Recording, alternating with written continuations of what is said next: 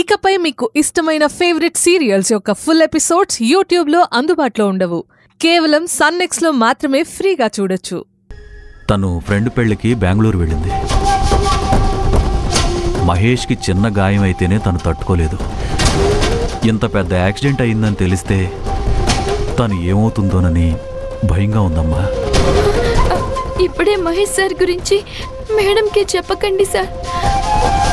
ఈ విషయం తెలిసి మేడంకి అక్కడేమైనా జరిగితే మళ్ళీ మీరు ఇబ్బంది పడతారు సార్.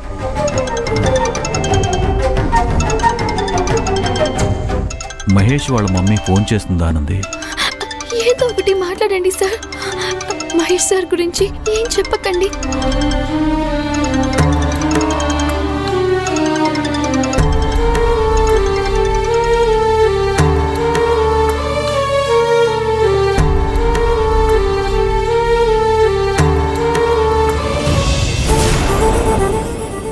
ఏమండి?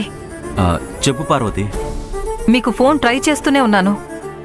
మీరెందుకు ఫోన్ లిఫ్ట్ చేయడం లేదు? అవును, మహేష్కి ఏమైంది?